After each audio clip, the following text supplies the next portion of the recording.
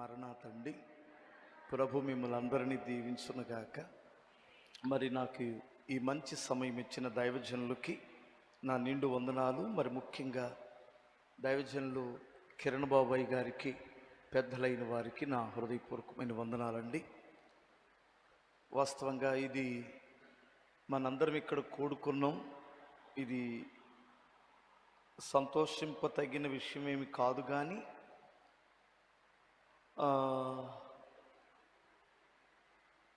ఒక తల్లిని మీరు కోల్పోయారు. ఈ గుంటూరు పట్టణంలో ఉన్న ఎంతోమంది క్రైస్తవులు కోల్పోయారని చెప్పక తప్పదు. ఎందుకంటే ఆమె ఒక నక్షత్రము లాంటిది. ఆమె వెలుగుతూ ప్రకాశించింది. అనేకులకు ఆశీర్వాదకరంగానే ఉందామె. నేను మొన్న ఈ మధ్య తల్లిగారు చనిపోయిన తర్వాత ఆమె లాస్ట్ మాటలు విన్నాను. నేను హాస్పిటల్ నుండి వచ్చిన తర్వాత ఆమె మాటలు వింటున్నప్పుడు నా కళ్ళ నీళ్ళు వచ్చేసినాయి. 7 నెలలు ఆమె హాస్పిటల్లో ఉండి, అక్కడ కూడా ఆమె అంత వేతనకరమైన స్థితిలో ఉండి అక్కడ కూడా పిల్లలను కనిందామె.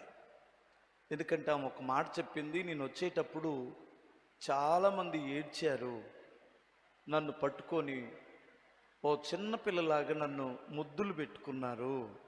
ఆ నర్సులు, అక్కడ పరిచర్య చేసిన వైద్య బృందం. అంటే నాకు చాలా ఆశ్చర్యమైంది. ఆమె ఒక పేషెంట్గా ఉండి అనేకులు ప్రేమ సంపాదించగలిగిందంటే, ఆరోగ్యంగా ఉన్నప్పుడు ఆమె ఎంతమందిని ప్రేమించి, ఎంతమంది క్రీస్తు యొద్దకు నడిపించి, వారి కొరకు విజ్ఞాపన చేసి, ఆ తల్లి ఎంతమందిని సంపాదించుకొని ఉండొచ్చు. ప్రియులారా, ఒక మంచి తల్లిని మీరు కోల్పోయి ఉండొచ్చు, కానీ దేవుడు ఆ ఖాళీని ఎప్పుడూ పూర్తి చేయకుండా ఉంచడు. ఆ విషయాన్ని గుర్తుపెట్టుకోవాలి. ఎందుకంటే ఏలియాని తీసుకున్నాడు అంటే ఎలీషాని దేవుడు ఏర్పాటు చేసుకున్నాడు. ఒక దైవ సేవకుణ్ణి లేదా ఒక సేవకురాలని దేవుడు పిలిచాడు అంటే ఆ ఖాళీని దేవుడు పూర్తి చేస్తారు. నేను అనుకుంటున్నాను, నా ఆలోచన, అంతకంటే శ్రేష్టమైన తల్లిని మీకు కిరణ్ బాబు గారి యొక్క సతీమణి గారిని మీకు ఇచ్చారని నేను నమ్ముతున్నాను. ఎందుకంటే ఆ ఖాళీని ఎప్పుడూ ఖాళీగా ఉంచరు ప్రభు. ఆ స్థానాన్ని పూడుస్తారు, ఆ స్థానంలో మరొకరిని నిలబెడతారు. కనుక మీరు తాత్కాలికంగా మనం ఆ తల్లిని దూరం అవ్వచ్చు, కానీ మనందరం ఆమెను చూస్తాం. ఒక్క పరిశుద్ధ గ్రంథంలో అద్భుతమైన ఒక్క మాట నేను చదివించి నేను ముగిస్తానండి. హెబ్రీలకు రాసిన పత్రిక 11వ అధ్యాయంలో ఒక అద్భుతమైన మాటలు ఉంది. 11, 13. వీరందరూ ఆ వాగ్దాన ఫలమును అనుభవింపకపోయినను దూరము నుండి చూసి వందనము చేసి తాము భూమి మీద పరదేశులను యాత్రికులమై ఉన్నామని ఒప్పుకొని విశ్వాసము గలవారై మృతి పొందిరి. అలాగూ చెప్పువారు తమ స్వదేశమును వెతుకుచున్నామని విషదపరుచుచున్నవారు కారా?